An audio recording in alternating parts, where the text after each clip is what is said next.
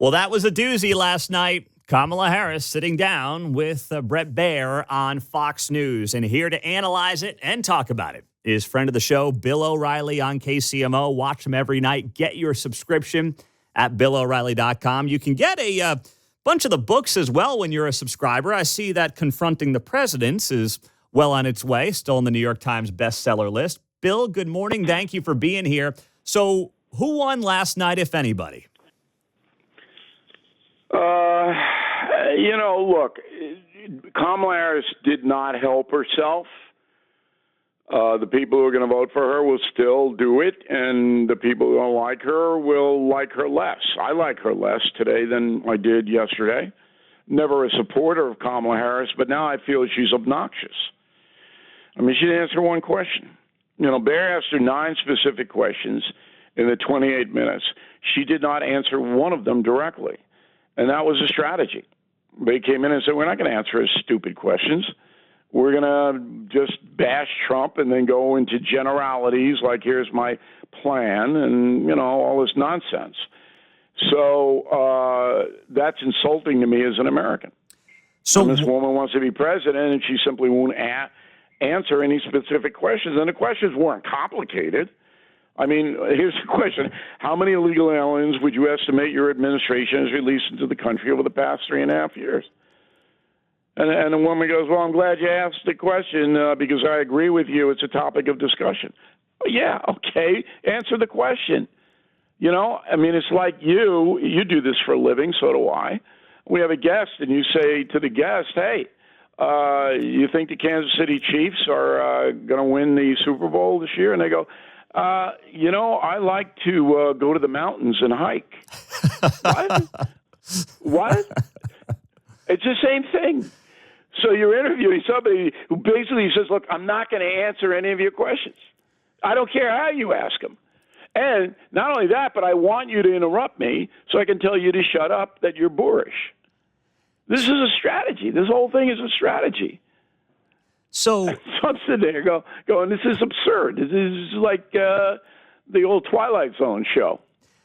Go ahead. So, Bill, then what's the strategy? You mentioned the strategy, but why would they think that strategy going into this conversation with Bret Baier last night would help her with any voters who are still undecided? Because nobody who her core vote, people who are going to vote for her, okay, are not Fox News viewers, and they have nothing invested in Fox News or Bret Baier. They don't care about FNC or Baier. To them, they don't exist. So she can insult them, whack them upside of the head. She can pour water on them. It doesn't matter. And now, if somebody were really sincerely undecided about who to vote for and watched that interview, they couldn't possibly vote for Kamala Harris. How could you possibly vote for her?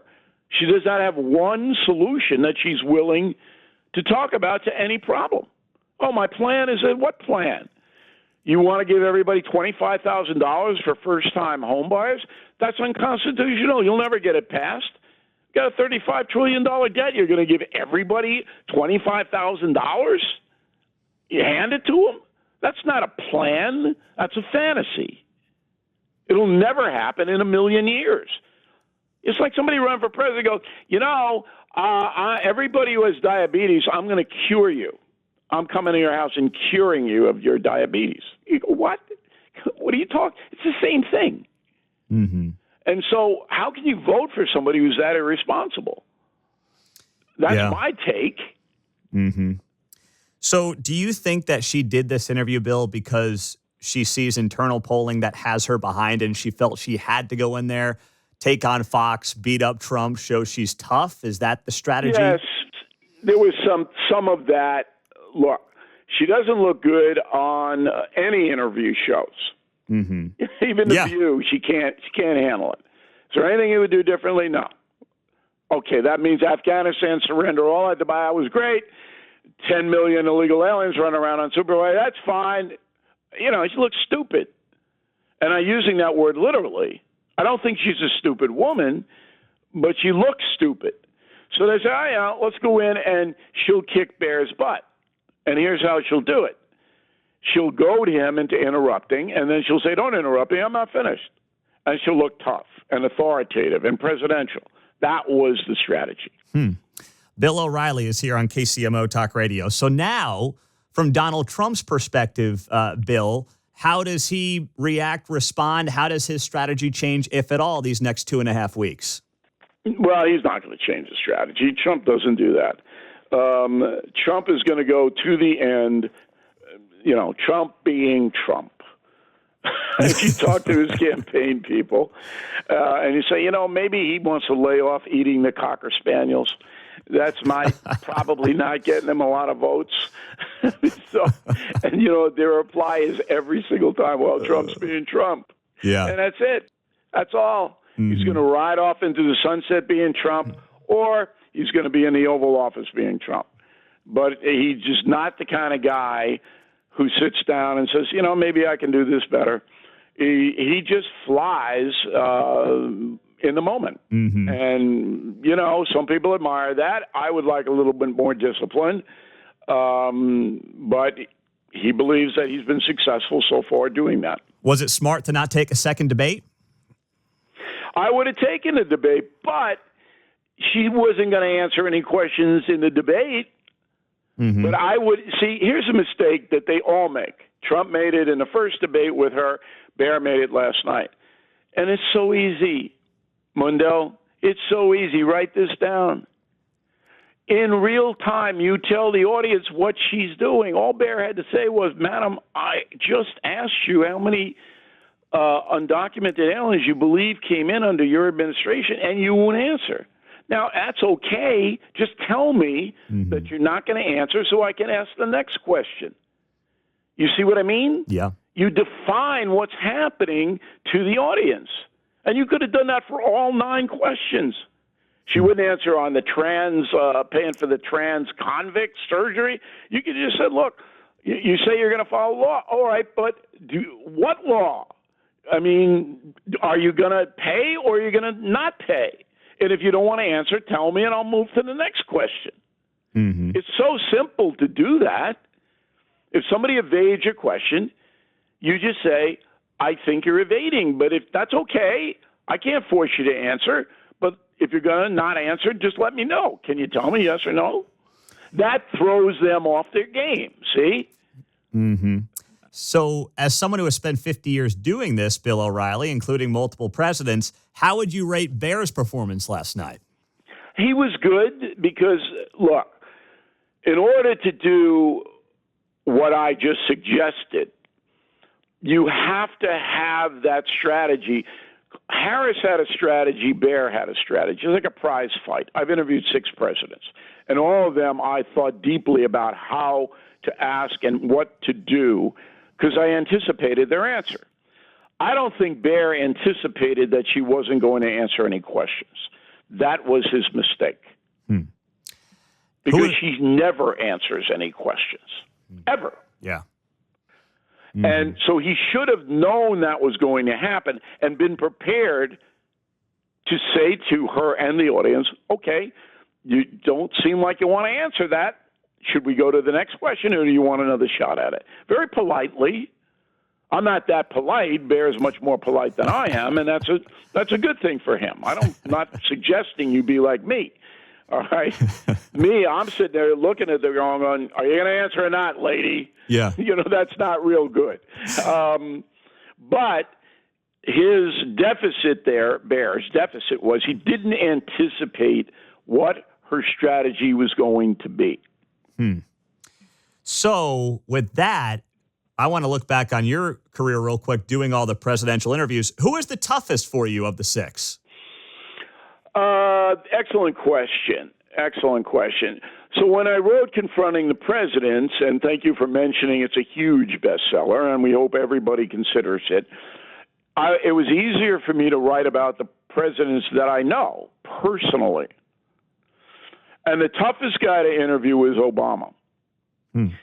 Bush, I could say to Bush, and I did, I was grilling him about the media just absolutely hounding him, and NBC News being the worst, and he wouldn't answer the question.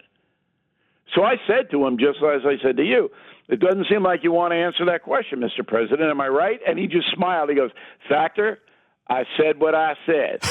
Okay? Okay. Yeah. Right? Yep. And then I asked the next question. Obama much more articulate than Harris, number one, and smarter than Harris, number two. He knew where I was going because he knew his vulnerabilities. And I used a clip on the No Spin News earlier this week of my interview, which is exactly the same. Mm-hmm. You know, I get this call from the Obama people in 2008. You got to show up in York, Pennsylvania and do the interview. It's exactly the same thing as happened to Baier.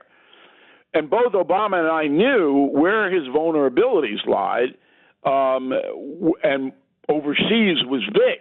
And I used a clip on Iran, which is still relevant today, all these years later, 16 years later. And he was dancing, and I go, look, you're going to be president. You have to have a strategy on Iran. Do you? I was more confrontational, obviously, than Baier. And then he said, I'm not going to tell you. It would be irresponsible of me to tell you what I'm going to do, which Trump does. He does that. Yeah. So Obama was probably the hardest. Trump, to his credit, you ask him a question, he'll give you an answer. It might be loopy, but he's answering. Yeah. He's not dodging. All right? I don't have to do that. Hey, you're not answering a question, Mr. President, with Trump. He answers them. Well, speaking of Trump, it looks like in 2 weekends, Bill, he's going to be in your backyard at Madison Square Garden doing a big rally right before the election. Does that make strategic sense for Donald Trump? Sure, it's psyops, psychology. He's going to do the rally. It'll be packed to the rafters. People will be screaming. It's the Rolling Stones, okay? That's what it's going to be. And he's going to go out and bask in all his adulation. It'll go all over the place. He looks like a winner. He looks like he's got momentum. This is New York City, a liberal place. Look at all these people. They love him. And so it's what they call psyops, psychological operations. And that's why he's doing it. Okay. All right. So it does make sense. But it's better to do that than maybe spend an extra day or two in Pennsylvania or Wisconsin or Michigan, any of those swing states? They don't want both of them. They're fed up with them. I mean, how much do you want to see a Trump and Kamala in the swing states? Yeah. I mean, they're exhausted. Yeah. I mean, they go door to door. They visited every single citizen. All right? Get off my lawn. Fair. Okay, fair enough. Bill, last thing, I saw you were at the Mets game last night. You know that we've got that team in common. 8-0 loss. They're going to bounce back in Game 4, or are they on the ropes here? I don't know, but I know why they lost, because they all watched the Kamala interview before the game. And they were so depressed that they went out, I can't play baseball after that. Whereas the Dodgers live in L.A., they don't care if Kamala's elected or not. Yeah. And they're going, yeah, Kamala, we know her. So the Mets, they let the politics get to them. Look, the Mets have had a magical season, no doubt about it. I was at the game, and I knew they were going to lose after they you can't walk all those people. And I don't want to do a sports set here, but, you know, if you see your pitcher laboring out there, one of your big gun pitchers, and he couldn't control the ball, and then, you know, Mets can never hit with men on base. So once they get behind by two or more, it gets to be very, very tense. Yeah. I felt bad for them last night. They got waxed. They could certainly come back. They've done that all season. Yeah. Well, I do know this much, too. Taylor Swift's asking for you, Bill. She's trying to get together at Arrowhead Stadium, so we're still working on making that happen. And you hold Confronting the Presidents up. Yeah, I'll give her a signed copy of Confronting the Presidents, which I'm sure she wants. If we can do a little détente for that, that would be great. Well, Bill, thank you as always for the time on KCMO. So appreciate it. And we'll talk to you soon. Have a great day. You too, Pete. Thanks for having me in. Excellent work. Bill O'Reilly on KCMO. Confronting the Presidents is the book out right now. It's right there on the New York Times bestseller list. We always appreciate him on KCMO Talk Radio 95.7 FM. Could you imagine Taylor right now? I need a copy. Get me a copy. She's got to give Bill a copy of the Eras signed, though. Oh, Eras they got to tour. exchange it. That's right. That's a good We'll idea. trade. That's right. Yes. I bet you Bill would make that deal. He'll listen to the Eras album straight through if she reads Confronting the President straight through. And then she'll learn her American history and won't make the mistake that she made of endorsing Kamala Harris and Tim Walz. I like that trade, by the way. I'd make that in a heartbeat. And if Bill wants me to listen to the Era straight through, I'll do it too. If that's part of the deal, that's fine. I'll take the hit.